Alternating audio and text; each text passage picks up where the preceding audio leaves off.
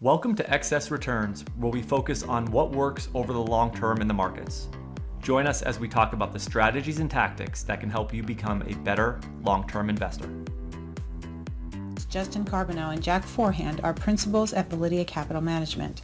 The opinions expressed in this podcast do not necessarily reflect the opinions of Validia Capital. No information on this podcast should be construed as investment advice. Securities discussed in the podcast may be holdings of clients of Validia Capital. Hi guys, this is Justin. In this episode of Excess Returns, Jack and I take the time to chat with Kevin Zatloukal, a former programmer at both Google and Microsoft with a Ph.D. in computer science from MIT. Kevin now teaches computer science at the University of Washington, and he collaborates with the quantitative investing firm O'Shaughnessy Asset Management in its external research partner program. We talk to Kevin about machine learning and the different types of techniques, like decision stumps and clustering, that can be used to try and find predictive patterns and value in large sets of data. Kevin walks through his methods for selecting NFL receivers and running backs and fantasy football using machine learning, and we talk about how these concepts may be able to be applied to the markets and investment strategies. We really just scratched the surface of machine learning with Kevin, but I think you'll find the discussion a good one. Thanks for listening. Please enjoy this discussion on machine learning with Kevin Zatloukal. Hi Kevin, thank you for joining us today. Thanks for having me. We wanted to talk to you about the area of expertise that you're in, which is machine learning. But before we kind of get into some of this, it's, many of the people that watch this podcast are individual investors, retail investors, or financial advisors, and they're not necessarily, knowledgeable around the concept of machine learning. So I think to start, we just wanted to sort of ask you if you could kind of at, a high level help us understand and sort of define what machine learning actually is. Sure. So, I think like a lot of areas, there's you can define them very broadly. I guess maybe more specifically, people who work in the field, I'm sure, have broad designs on what the enormous set of problems you want to solve with machine learning. And I think in the broadest sense, the broadest definition I've heard is just the idea that machine learning is using data to try to make programs that improve themselves over time by looking at data. So that's very broad and could affect almost anything any kind of program we create. But in practice, we tend to use machine learning for sort of a smaller set of things. It's got a lot of traction for specific things. One is just for making predictions from data. Another is trying to analyze data, trying to sort of discover the structure of data. And then I guess the last case would be just cases of trying to use the computers to solve problems for us by looking at data and incorporating that data to solve those problems. I'm not sure that's it's maybe easier to discuss the specifics, I guess, than the broad picture, because as I said, it's a really wide area. It can include any kind of problem you want to throw in there. Yeah, fair enough. I think it's so vast that you could probably, go a lot of different directions with it. But let's maybe get a little bit more specific then. So what are the different types of machine learning? So in prepping for this, I'm sure there's more than this, but we wanted to see if you could maybe define what supervised machine learning is, unsupervised, and then also reinforcement learning. If you could just talk to those three types of machine learning techniques and I guess how they're different and maybe an example of how they might be used. Sure. So yeah, these are kind of the three I was kind of hinting at, I guess, in my prior answer there. Supervised learning is the most common type of learning. And in that case, the way that it works is that, you hand a bunch of data to the software, and you give it a bunch of examples along with some kind of labels that say, what those examples are. And you ask it to figure out from those examples, how to predict what the labels would be. So if you give it a new example that's unlabeled, can it guess what the label is going to be on that one? So that's supervised learning. My colleague at the University of Washington, Pedro Domingos, likes to say that, a traditional program consumes input and produces output. And in machine learning, you consume inputs and outputs, and you produce a program that can then, replicate that behavior of inputs to outputs. So that's kind of the supervised learning case. In the unsupervised learning case, you're just given examples without any labels. And the idea here is just to try to discover some kind of structure. Find ways of looking at it that make it maybe easier to understand, or find structure that you can then use for something else. A simple example of this would be clustering. So you look at a bunch of examples. Can the machine figure out that there's really 10 different groups here, and these ones are all kind of similar, and those ones are all kind of similar, and so on. And that could be useful for you for whatever problem you're looking at. Maybe you're going to treat those different clusters differently when you work with those examples. Reinforcement learning is yet another kind, as I said, and these aren't exhaustive. It's a broad area. You can go on and on with problems. In reinforcement learning, instead of having trying to predict a label, what you ask the machine to do is take an action. So it picks an action, and then based on the actions that it picks, it gets rewards. And so the goal is for it to figure out how to get the highest rewards over time. But the idea is that the rewards that come later, are path dependent based on past decisions that you made. So a simple example here is if you want to figure out how to play a game, the first time you play it, it can choose to move the joystick left and right or push this button, let's say. And then eventually it gets a reward that says you won or you lost. And it needs to figure out, work backwards and figure out, okay, what are the actions that I took that led me to this losing state? And over time it figures out, I know from the past examples that doing that loses, so let's not do that. And it keeps working its way until it builds up an understanding of the game that it can use to choose the actions that are most likely to lead to rewards. So that's the reinforcement learning would include, chess playing and video games and Go and things like that. So with unsupervised learning, if I was, for instance, feeding financial data to a model, I wouldn't even tell it it's financial data. I would just give it a huge amount of data, and it would start to tell me, the relationships or the clusters that data falls into. Is that right? Yes. Let me say, I'm probably going to have to say this more than one time. Nothing is ever as easy as that. But, when you can, in principle, that's the goal, right? You just give it the data and it tells you the clusters. In reality, you have to tell it, how do you decide how similar things are? And so with some of the algorithms, you have to tell them how many clusters to look for. And maybe you'll try different sizes and sort of see on your own what seems to work best. But yes, in an ideal world, you just give it the data and then it would tell you, hey, here's the best way to look at it. Here's the underlying structure that seems most significant. Okay. Before we get into, we're going to talk about some of the papers you wrote for O'Shaughnessy that relate this to football and to investing, and it makes the concepts much easier to understand. But before we do that, I just wanted to take some of the terms we constantly see in the media related to machine learning and maybe throw them out at you and just see if you could help us, just give us a very high level definition of what they mean. The first one is deep learning. Okay, so deep learning is, it can be used in different senses. I mean, sometimes it means, I guess we need to define another term here. So when you're doing supervised learning, usually we talk about the machine, it's being asked to make predictions, right? So it sees these examples, you give it examples that have labels, and then it's going to later get examples and has to predict the label. Usually these work by, it builds up some kind of a model. So it's some kind of a representation that it uses to understand the data.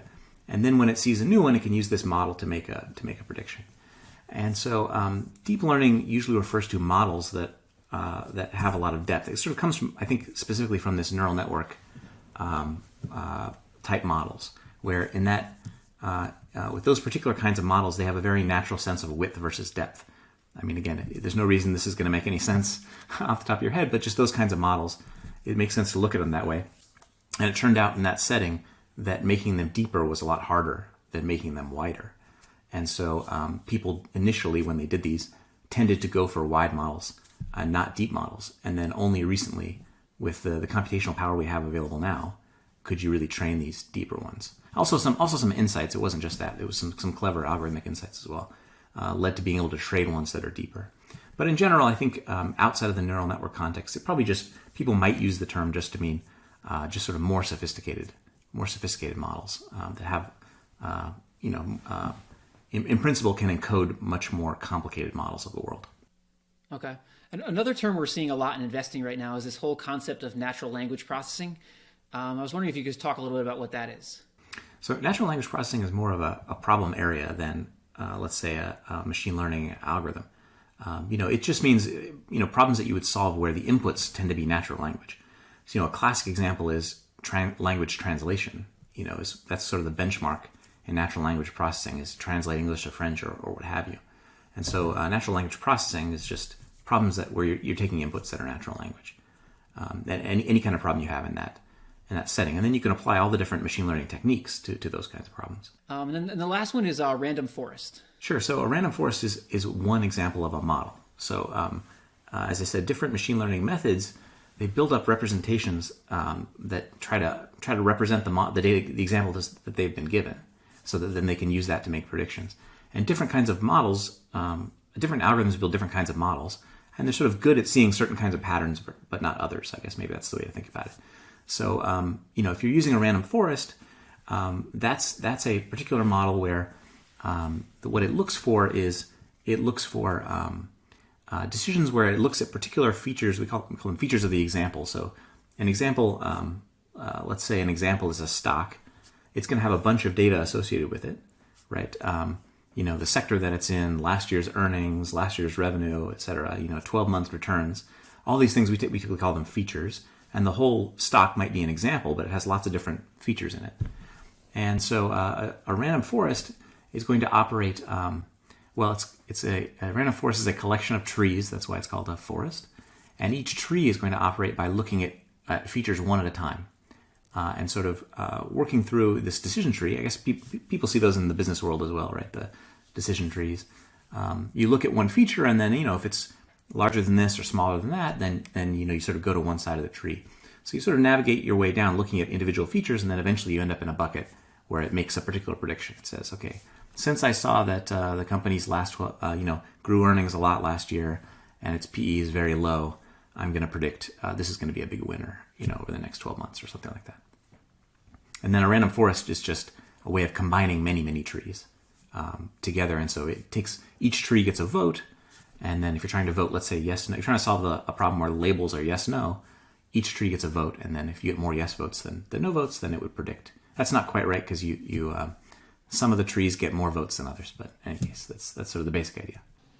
Kevin, you participated in O'Shaughnessy Asset Management's research partner program. I see you have the vest or the jacket on as the reward there. You remembered you were coming on the Validity of Excess Return podcast, right? Yes. All right, just making sure. Well, I wanted to pretend like I'm a professional, so I'm wearing a vest, finance bro vest, I guess.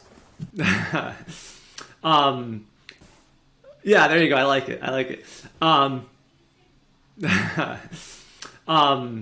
In the first paper that you actually wrote for them, you used a example of how you were predicting the success of college wide receivers in the NFL based on their success in college and also some of the physical attributes they had. And I think you used decision stumps in that paper. I was just wondering, and we were talking before we started about how maybe it would have been good if you would have went back and read your own papers, but hopefully you can comment on this one.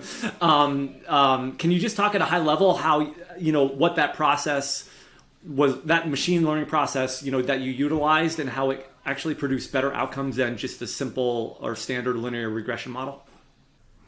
Right. So I guess one thing I should say just about the papers in journals, they're intended to be for learning. So I'm picking examples where I can demonstrate the technique that I want to talk about. So in general, the sequence of papers, and I have a third one that's still in the works here, I picked machine learning techniques that I want to explain because I think they'd be sort of useful first steps for someone who hasn't done machine learning before. Like, these are good ones to start. And so then I'm searching for problems where they work. Not every machine learning techniques works best on every given problem. So the idea there, I was trying to describe decision stumps and then these random forests of decision stumps, mainly because it's so similar to linear regression. It's sort of it feels like a very natural step away from linear regression, and you can sort of very obviously see the improvements you get by doing that. I think I used an example of looking at wide receivers. They have, it's very high dimensional data. You have all kinds of things you can look at with wide receivers. And actually, I guess I started out by prefacing this by saying that I picked it because it's a good example of, demonstrating the technique. But actually, people do use decision trees and random forests to predict. The other people other than myself have had success doing this. It does seem to be a technique that's well suited to that. And it kind of models how some people actually, choose players. NFL GMs. If you grab Bill Walsh or something, he'll tell you, a defensive end has to be at least this tall and no more than that tall, and they have to be at least this fast, and the weight has to be at least this, and so on. So people really do think this way, and that's often a good hint that maybe that technique might work well. So the question was, you would like me to describe Stumps, is that right? And then yeah, and I guess in terms of, I think they were more predictive than your standard linear regression in this type of. That's right. Okay, yes. So a decision stump is just a very, very simple kind of decision tree where you only have one layer. So you just look at one thing and you compare it to a value, and then it's either above or below that value. So you'd have a decision stump that says, did this wide receiver run faster than a 4.5 40-yard dash? And it's either yes or no. And so a decision tree can have multiple questions that you ask one after another, but a decision stump is just one. It's just this very short tree. That's why it's called a stump. It's just the one question, right? So it just looks at one thing, and this looks, if you just did that, if you just picked players by saying I'm gonna draft every player that ran faster than a 4.5, that would not be a good way to do things, right? You get fired quickly, very quickly, I think. But what you do is that you combine many of these stumps, and each stump is looking at a different feature, and then you're weighing all their votes together.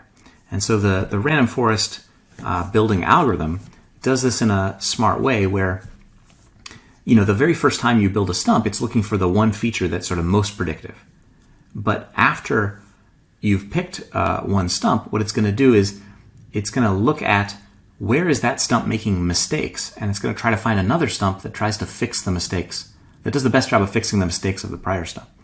And then it's going to combine those two together. Now they have two votes, and it's going to look at where that's making mistakes, and then find another stump that tries to best fix the mistakes of those two together, and then you've got a forest with three, and then you look at its mistakes, and so on.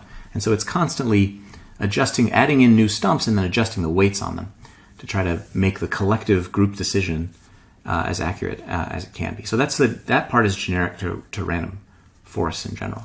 So the reason that I used it as a comparison for linear models is that when you do this process, let's take something like the 40-yard dash. It might be the first stump that comes in and says only draft players that have above a 4.5 or faster. But then later on, you don't just get one choice for a given feature. The fifth stump that shows up might also look at 40-yard dash. It might say, okay, we can correct our mistakes of the model so far by giving it another boost to those that run faster than a 4.4. So you get one vote from being above a 4.5 or faster than a 4.5, and then you get a second vote for being faster than a 4.4. So those really fast players then get 2 votes, and they get upvoted a little more. And then you might later on discover, you might throw one in that says, actually, if you have a run faster than a 4.2, that's bad. I'm going to vote no on you if you vote.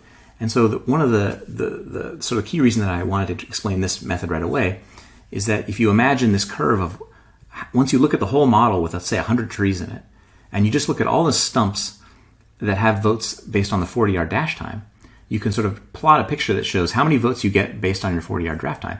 And as we were describing it, as you get faster, you go from above a 4.5, you're getting a vote, and then above a 4.4, you're getting another vote, and then you go 4.2, and you lose a vote.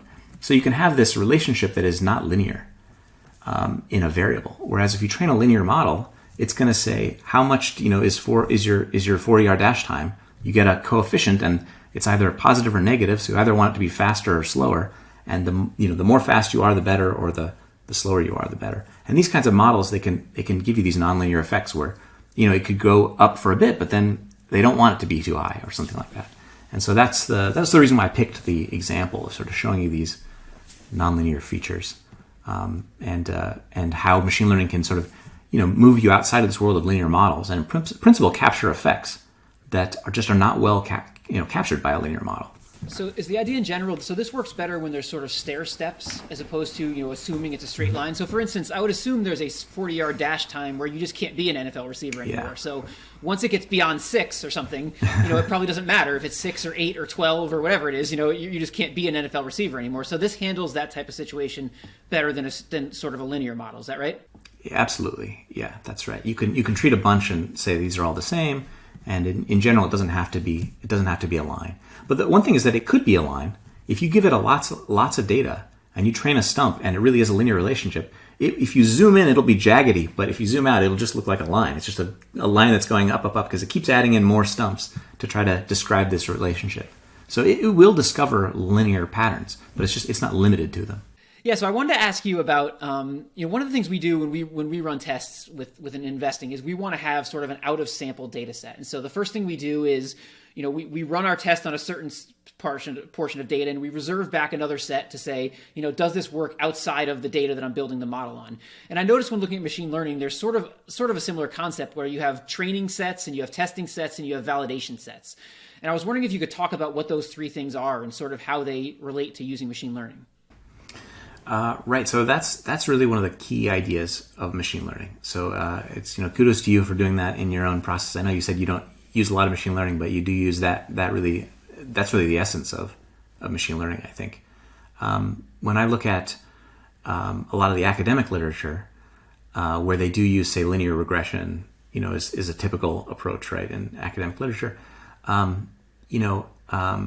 It's the thing that's odd about it is that when I took machine learning, 20 years ago at MIT, our first 2 weeks were on linear regression. So linear regression is a machine learning technique, but there's this key difference, which is the part you just highlighted. You don't in the social science literature, the way you decide whether a model is a good fit, you might look at its R squared, or you're looking at t-stats, which are related. And those are measures of basically how well does the model fit the data that you showed it, right? And in machine learning, that's never the metric that you use. Instead, the metric that's used is what you described.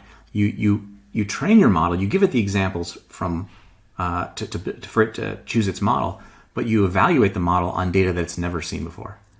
And that's critical, because as the models get more complicated, I mean, you can kind of get away with it in linear models, although I guess whether that's true in finance or not is kind of an open question, because there's lots of articles that get published and then the out of sample future data doesn't fit the model. So it's questions of whether the same thing is happening there.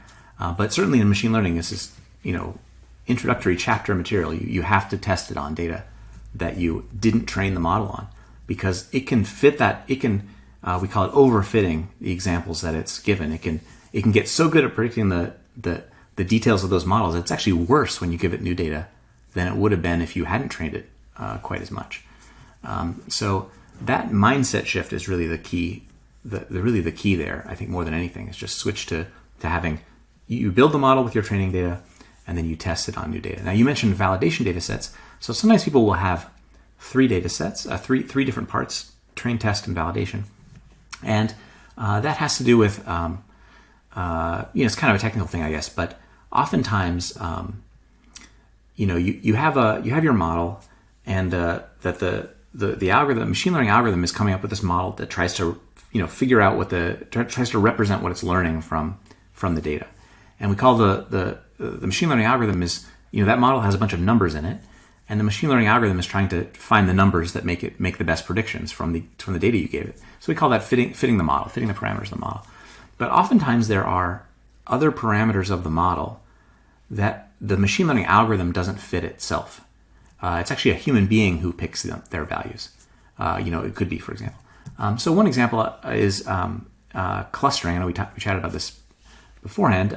Something like clustering. How many clusters do you have is a question that oftentimes the human being decides. And so those are, in some sense, parameters of the model, but they're not being fit by the machine learning algorithm. And so what people will sometimes do is they'll have this validation set. They'll have three different sets so that you can use your the out of sample test data to make sure that your model is training the right amount. It's not overfitting to the training examples. And then you can apply that same approach to the parameters that it doesn't fit, the extra parameters that humans set. We call them hyperparameters. You can do the same approach to the hyperparameters with your validation set. So let's say you choose ahead of time, you're going to have 8 clusters or whatever, and then you do this example, you do your out of sample data for testing the model, and then later you take your that whole process and you compare, you check that, and even so you might do that, and then you might try a few different values of the number of subclusters, and then look at what happens to the test data as you use 6 clusters, 7 clusters, 8 clusters. But now you've sort of incorporated a bit of through this feedback loop, you've sort of allowed some test data information to creep into what you're doing. So you need even more out of sample data, this validation set, to go and do the final check to see that it's really working. Does that make sense? Yes, no, that makes a lot of sense. Yeah, so you're sort of refining your model, and then after you refine your model, you want to have another set of data to say, like, let's make sure it works again on this third model. That's on this right. third set Yes. of data, sorry. Yeah, and I think it seems like how this happens with a lot of financial data is that, the one good thing is that we have the future data is kept from us by, the lack of time travel. And so we have the only out of sample data we have that nobody has looked at is future data. So you publish your paper, and then we get this out of sample test. And sadly, you discover a bunch of these things, don't work anymore. Maybe because they were overfitting, or maybe because they instantly got arbitraged away, or whatever it is.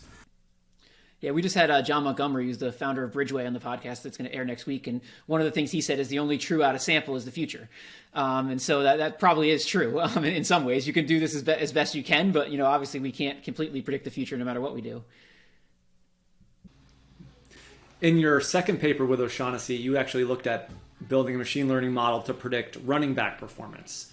And you actually found that in that case, a different approach worked better than what you did in the first paper. So you put running backs into these clusters, as you were just talking about clusters. So could you kind of just, maybe talk about how running backs are different than wide receivers? And there's a lot of differences, but how that really necessitates using like a different type of model like clusters versus decision stumps on the wide receivers? Right. So again, like I said, these are all intended to be useful explainer pieces, so that they're not necessarily exactly, if you ask me, what am I actually using to make my predictions in the NFL, they don't always exactly match what's in the papers. I should just warn you on that. I'm picking the examples to explain the concepts.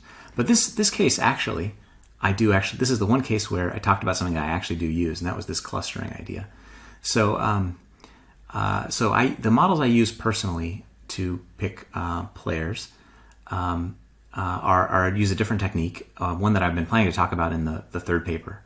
For that one, I have a model for running backs and I have a model for wide receivers. And the wide receiver model is really, really good.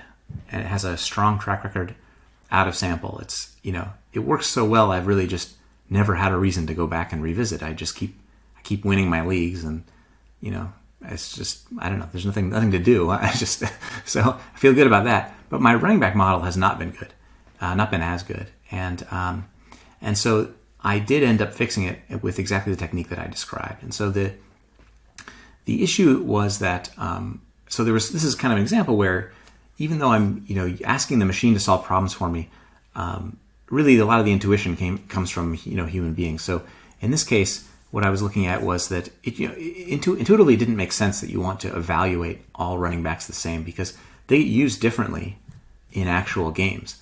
And so, you can have a running back who weighs 240 pounds, say Derrick Henry or something, if you're a football fan. He's a monster of a man, right? He's 6'2" or something and 250. He's huge. And then you've got these, I'll pick another guy, my favorite running back, Myles Gaskin at Miami Dolphins, who weighs, 205 or something. It's 5'10". Maybe he's less than that. He's 180. So he's a little guy. And it just doesn't make sense that, they're not going to be used the same way in the actual league. And so there's this intuition that it doesn't make sense to evaluate them the same way. And so what I did was a clustering technique. So this was an example of unstructured, rather than supervised learning, unsupervised learning. So what I did is I asked it to cluster the running backs into different groups, and and then for each group, I would then build a model to make predictions. And then I did the thing we were just talking about, where you look at how many clusters, as you add more clusters, and then build a model for each one of those clusters. You use you see on the test set, are you getting more gain from having more clusters or not? And in that case, it turned out basically all the gain came at 3 clusters, and when you get beyond that, actually it gets worse, because now you're starting to, ultimately you could put there aren't that many running backs that have ever been drafted. It's less than 1,000. So, if you did 1,000 clusters, you'd put every running back in their own cluster, and you'd perfectly predict the data you were given, and it would probably be totally worthless outside on new examples. So, you often see that as you increase the complexity of the model, it gets better up to a point and then it gets worse. That's what you see in the test data. So then you can pick somewhere around the top is about the best place to use. So here, 3 clusters worked well. And so I ended up calling those clusters, just me as a human being looking at those clusters. I mean, the machine doesn't know what the clusters are, but I sort of described them as, actually, you guys may remember better from the paper, but there were heavier running backs, sort of big bruising running backs. There were third down running backs who were lighter and caught a lot of passes in college. And then there was this other group, which I kind of called, I think, sort of lighter weight, shifty running backs, where they weren't quite used that, they weren't in either of those 2 groups. And so the 2 groups I said first are the big, the first and second down running backs who are going to run the ball, up the middle, and you want them to be heavy. And then the third down backs you want to be lighter. Those are sort of and have caught a lot of passes. Those are kind of the natural groups. And this third group was kind of the weird one. And what I pointed out in the piece is that this third group actually, as weird as it was really solving a real problem for me. So as I said, I wasn't happy with my running back model. It was not as good as my other model.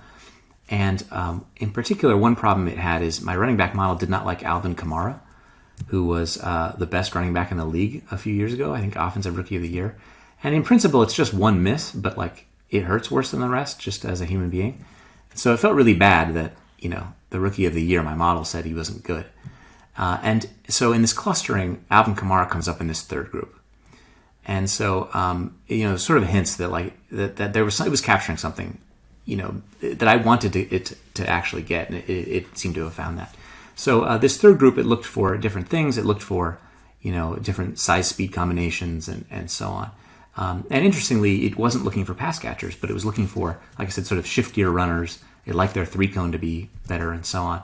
And that group, I've gotten some nice wins out of that group in recent years.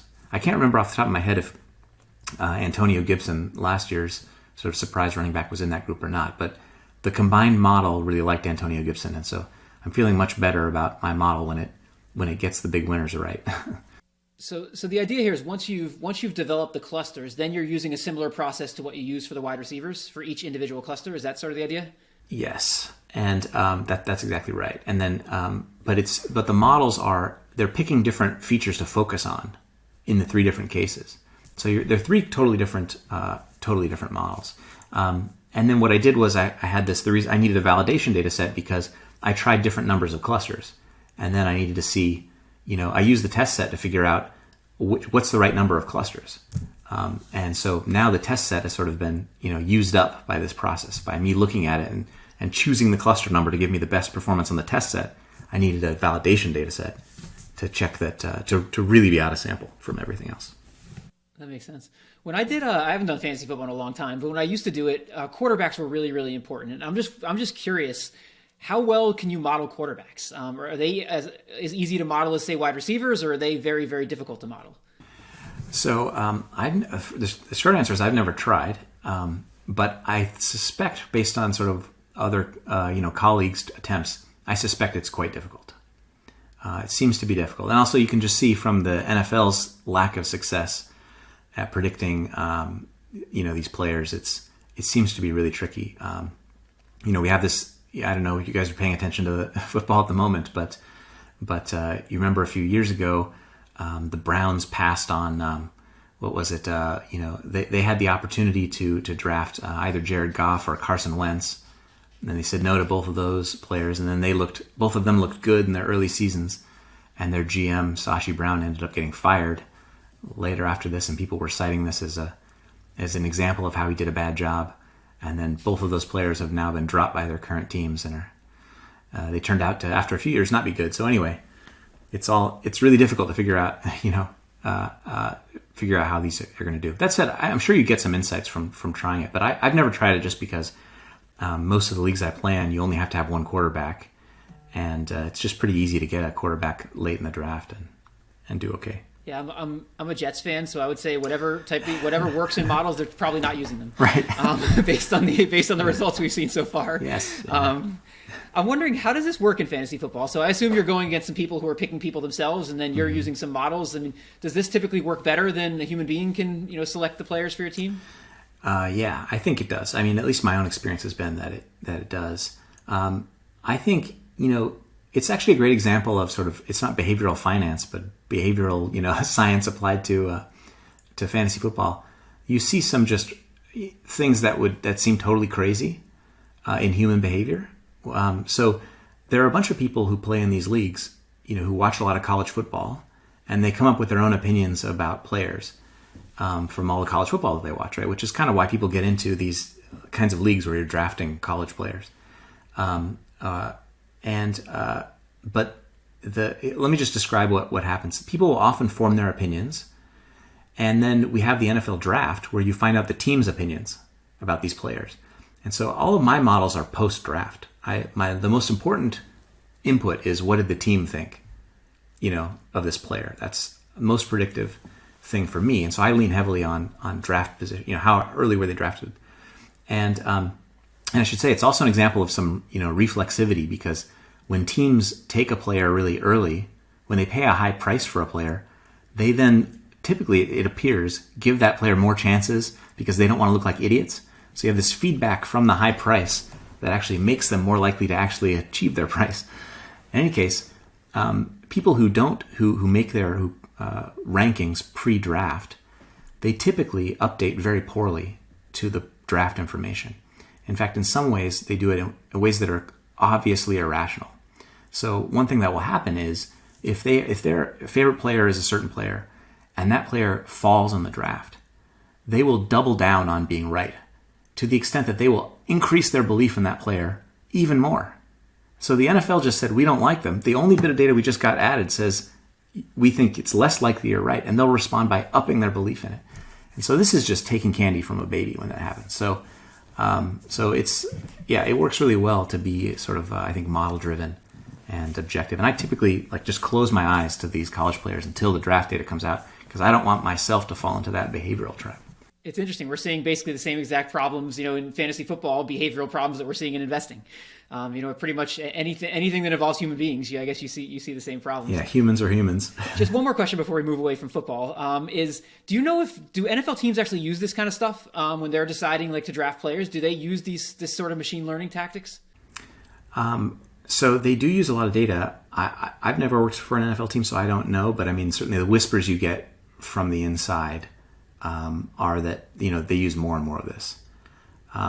So I would be, it wouldn't shock me to learn that NFL teams are pretty heavily on this. But again, you have all the same issues. There's, I'm sure you both have seen Moneyball and sort of this clash of cultures that happens between the scouts and the models. So how do you set up a culture where both things are taken seriously is a difficult problem. But I know lots of people who have machine learning knowledge work for NFL teams now, so I don't know to the extent to which their inputs are being listened to, but I'm pretty sure the teams have at least some amount of this information. You had a really interesting way you applied this to investing in the paper, with the clustering, and you talked about, you had basically created 4 different modules or 4 different groupings, and you said basically you built it on the principle that a better company deserves to be more expensive, and so you took profitability and you took ROE, and you basically made quadrants. So you had high profitability, high ROE companies, and then you had low profitability, low ROE companies, and then the opposites. And you showed basically that you may want to use different valuation levels for stocks that are really good companies versus ones that are bad companies. And I want to ask you one particular thing off of that paper that I think gets back to this idea of clusters and the movement between them, because one of the things I had trouble understanding is, you talked about in the paper about what happens when a company that's sort of in the really good cluster moves to the, where they have this criteria is being applied to them, then they move to a different cluster and we have to apply another criteria. So I was wondering if you could just talk in general about how you handle those types of situations where you maybe have clustered things into different clusters, but then you get movement inside of the clusters and you just have to decide how to evaluate that.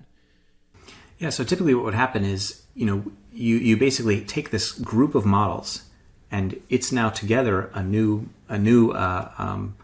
program for producing predictions. So what you're going to do is you're going to give it an example. It's going to look at which cluster is it closest to, which cluster is it in, and then it's going to use that model's cluster to make a prediction. The model for that cluster. So if you take a company in 1 month and it's in one cluster, it's going to get that cluster's model. If the next month it's in a different cluster, it's going to use the other model.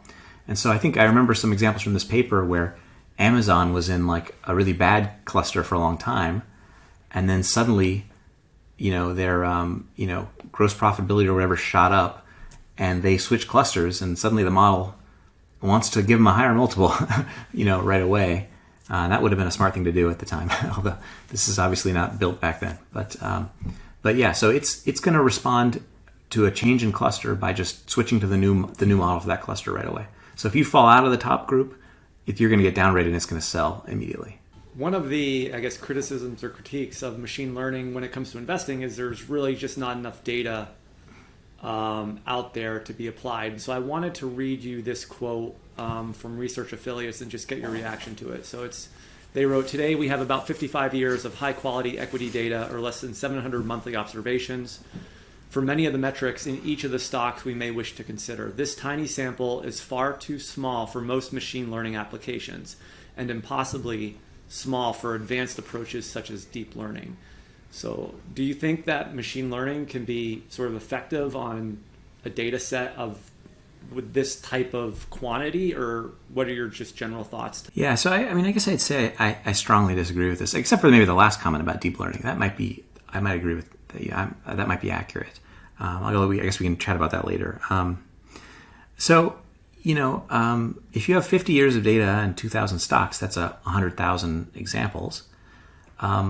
So maybe you split it in half for train test, so you have 50,000. So I'd say, as a practical matter, tens of thousands is a great size for machine learning. So I don't know where they're coming from saying that that's not enough data. I mean, I gave you an example before. I train models on running backs where I only have hundreds. So tens of thousands, in a certain sense, tens of thousands is almost an ideal setting for machine learning. For one thing, you can run it all on one machine. When you get billions or trillions of examples, the computational task to train the model gets really complicated. You got to run a big room full of machines to train it, and that doesn't happen when it's tens of thousands. And you can run more complicated models. Some of the models are more computationally intensive. So something like a support vector machine is really hard to learn, and you can't probably at least on a laptop you can't train it with more than tens of thousands of examples. So tens of thousands is kind of a sweet spot. I would say even with deep learning models, the way that they train them in practice is they will choose maybe 100,000 examples at random, train on those examples for a while until they're not getting progress, and then pick another set at random. And the reason being just the one we discussed, that on an individual machine, 10s to 100,000 is kind of is a really nice size. So as a practical matter, I don't know what they're talking about, saying that this isn't enough data. This is quite a good amount of data. But I guess my reaction to it, I sort of have a strong negative reaction to it, because it just sort of feels philosophically like a poor argument to me. Let me make I guess what it reminds me of. So, my PhD thesis was in quantum computation. And 10 years ago, there were a lot of quantum computing skeptics still around, people who wanted to argue that we couldn't build quantum computers. And so there was this famous debate between Aram Harrow, who's a prominent, accomplished quantum computing researcher, and Gil Kalai, who was a quantum computing skeptic. And Aram's first argument in this debate was that, if you're going to come out and say that quantum computers can't work, you have to give, and you're going to try to give some plausible physics where you think that was going to rule out, you think this is physics is going to be like this, and so therefore quantum computers won't work. You can't just do that. You can't just say, these physics we're going to disallow quantum computers. You have to find physics that will disallow quantum computers, but still allow regular computers, because we know those exist. And so a lot of the arguments people have been giving were things like, well, there's going to be too much noise, or the errors are going to be correlated in a way that makes it impossible to fix them. And those things would make regular computers not work. And again, we have them, so that doesn't work. So my complaint is kind of the same about this one. If you're trying to be a machine learning skeptic, you need to find an argument that makes machine learning impossible, but human learning still possible. And it doesn't feel to me like lack of data is such a thing. If we have very little data, none of us can learn, right? Human beings can't learn. If we only have 10 examples, like when we're trying to learn from, past recessions, there's just so few examples, nobody can learn, let alone the machines. So that's another thing that people will sometimes give as an example of why machine learning can't work is they'll say, well, markets are not stationary. They change over time, and so the future may not be like the past. But again, if the future is not like the past, we're all out of luck, right? It's not just the machines. I mean, you don't need the guy or gal with 30 years of experience if the future's not going to be like the past. So you need better arguments, I think, and that's kind of my reaction to it. You need something that separates. And so I can tell you what I think it is that separates, where machine learning becomes valuable versus humans, but it's not size. I mean, I use machine learning on tiny data sets, hundreds of running backs, and it works great. And you can use it, famously, you can use deep learning models. The place where they shine is when you have enormous amounts of data. So I'm not aware of anywhere on the spectrum of size of data where you can separate machine learning from human learning. At least that's been my experience. One of the things that people always say about investing factors is that they have to be intuitive, so they have to make sense. And I'm wondering when you're building machine learning models, does that come into play at all? So if I'm looking at some variables and I'm trying to look at if it predicts stock returns or whatever I'm looking at, where does it come into play? Does this make sense to a person? And I don't even know, should that even matter? There was an interesting quote by Robert Mercer recently in an article, and he said that the signals that we've been trading without interruption for 15 years make absolutely no sense. Otherwise, someone else would have found them. And so, they're sort of arguing that this intuitive step isn't even necessary. But I'm wondering just sort of how that comes into the process of, machine learning. Yeah, so I'm certainly, just as an investor in the Robert Mercer camp, I like the models that don't make any sense, and I start to get worried when people start finding explanations for them, because then I get worried that they're going to go away. As far as I'm aware, I haven't seen any examples where applying a human filter of "does this make sense" improves predictions. I've never seen a case where. In fact, I've seen really the opposite, right? So this is, in fact, my best example would be a finance example. If you look at, Greenblatt's magic formula, right? So think of that as a very simple model that predicts which stocks are going to outperform, right? He did this experiment famously and had human beings pick from his list, and they made it much worse. So I don't know. I've never seen cases where filtering by letting a human filter. Oh, I should come back to that. I think there is something there, but I haven't seen any documented cases of where adding a "does this make sense" filter actually helps. But that said, I think, we have to keep in mind here that there's more going on than just getting the best out of sample performance, right? The famous, I'm sure you guys have read the famous paper, Limits to Arbitrage.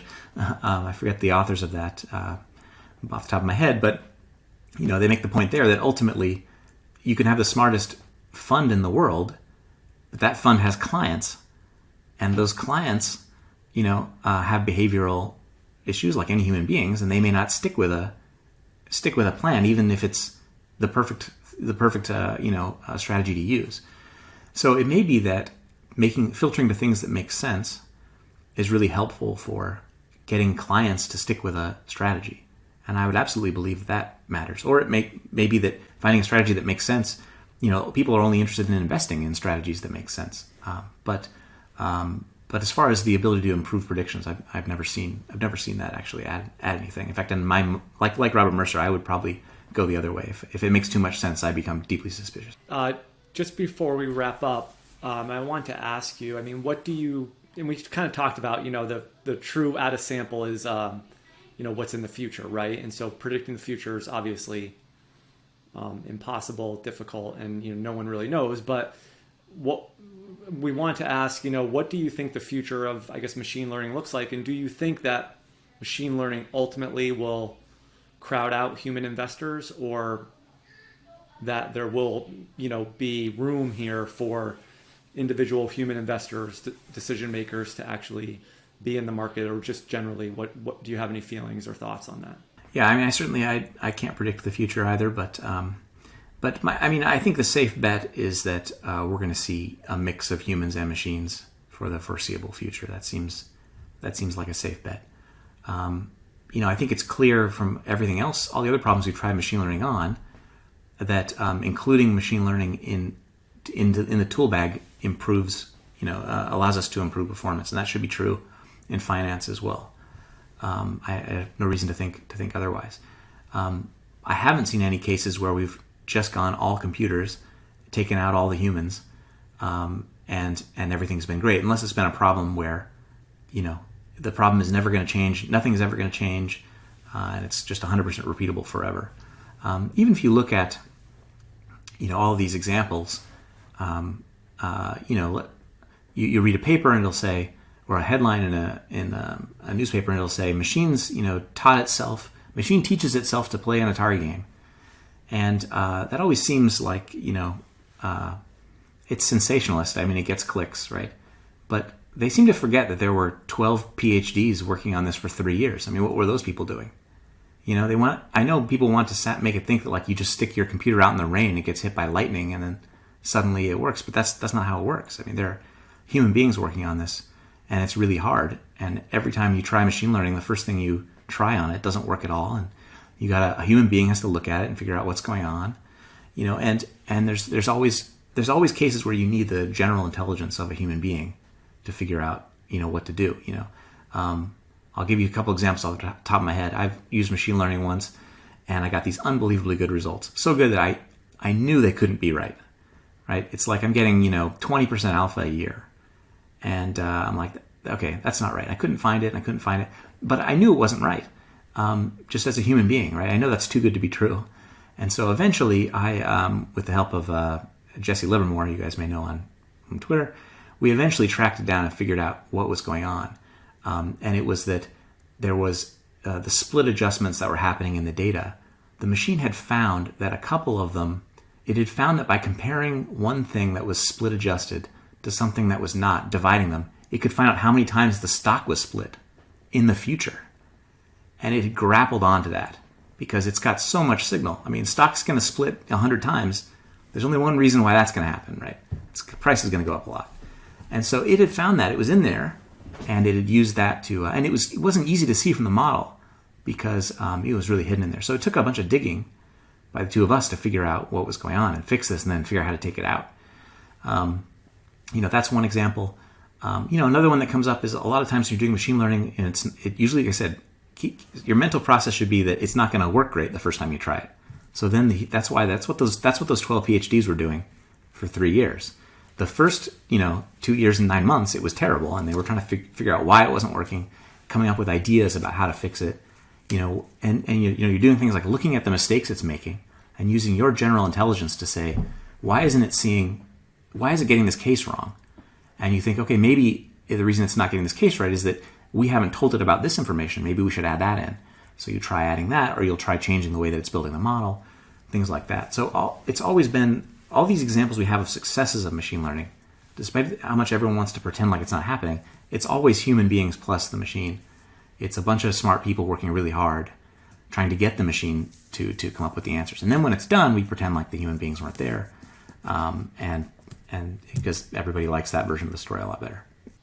I'm so super excited that we've had you on because I think this has turned out to be a great discussion. And I think anyone interested in machine learning, without going too deep, is going to learn a lot here. So we're certainly very appreciative of you spending the time with us and helping our viewers and listeners understand some of these concepts. Any way we can get a sneak peek of the third installment of the Research Partner Program, or is that locked? Is that locked in the safe somewhere?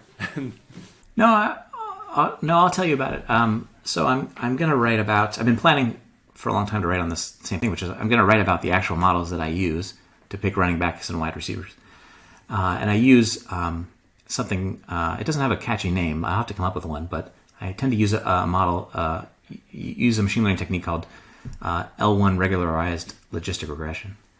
There's something related to it called lasso regression. If you look up lasso regression, you'll see that. So I'm going to write about that, and it's a little more complicated than the ones I've done so far. But what I've been searching for is finding the right finance examples to use. So as I said, it's usually when I go and work on a problem, I'm going to try every machine learning method until I find the one that works best. But here, because I'm writing a paper about a method, I have to go problem to problem to problem until I find the problem it works on. So that's kind of where I've been. I've been trying to find a good example. It can't be too complicated. It has to, so anyway, I've been fiddling around in that. So I'm not sure when I'm going to find the perfect example. I have one, but I think I'm going to do two. So the paper will come out then, but that's what it's going to be about. This last technique, the technique I actually used, and it's a great one because you can use it when there's very little data, like these running back cases, and it does a really good job of sort of highlighting to you the most important things to focus on. So it can give you a lot of insights, even if you don't end up using it as your final model. Even if you switch to deep learning, it can teach you a lot about what's going on in the data, and so those are the reasons why it's my favorite, and that's why I wanted to teach it in the next piece. I'm going to lobby for the KZ model.